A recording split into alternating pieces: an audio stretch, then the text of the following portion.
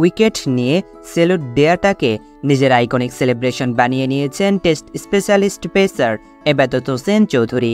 নিউজিল্যান্ডের বিরুদ্ধে এবাদতের অবিশ্বাস্য বোলিং জিতিয়েছিল বাংলাদেশকে। তবে চোটের কারণে 1 বছরেরও বেশি সময় মাঠের বাইরে তিনি।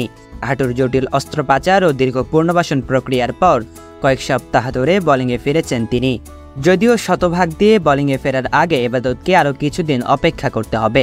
তবে বাংলাদেশের আসন্ন ভারত সফরে দলের সঙ্গে থাকবেন এবাদত। জাতীয় দলের কোচ, ফিজি ও ট্রেনারের নিবিড় পর্যবেক্ষণে থাকতেই এবাদতকে দলের সঙ্গে রাখা হবে। মিরপুর শেরেবাংলা স্টেডিয়ামে সাংবাদিকদের এ কথা জানান এবাদত নিজেই।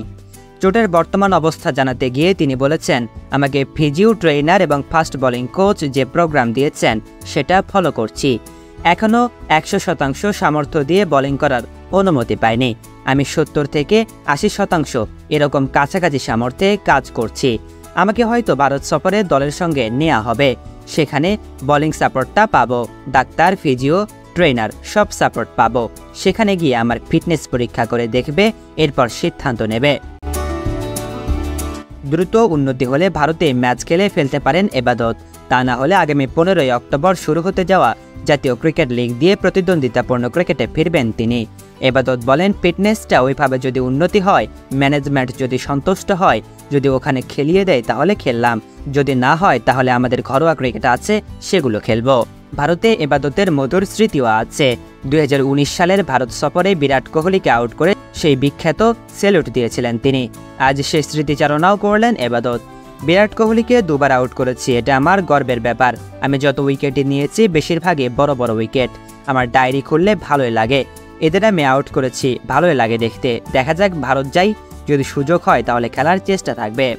কদিন আগেই পেস বোলারের দুর্দান্ত পারফরম্যান্সের সৌজন্যে পাকিস্তানকে তাদের মাটিতে 2-0 ব্যবধানে টেস্ট সিরিজে হারিয়ে ইতিহাস গড়েছে বাংলাদেশ। সুস্থ থাকলে ইতিহাসের অংশ হওয়ার সুযোগও ছিল এবাদতের, যেমনটা হয়েছিলেন 2022 সালের মাউন্ট মঙ্গানোয় টেস্ট জিতিয়ে।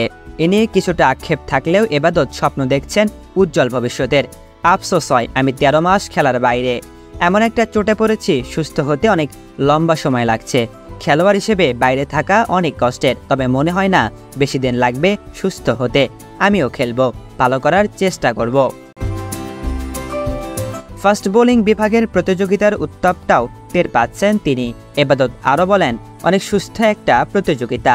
আমি চাই এমন ফাস্ট বোলার আরও 7 জন থাকুক, তখন আমার নিজের ভালো করার তাগিদ থাকবে। তাসকিন বাংলাদেশের সেরা bowler. Mustafiz one of the best cutter master. বিশ্বে ওর মতো কাটার কেউ মারতে পারে না। নাহিদ রানা বাংলাদেশের দ্রুততম বোলার। তানজিম সাকিব খুবই ভালো অবস্থায় আছে।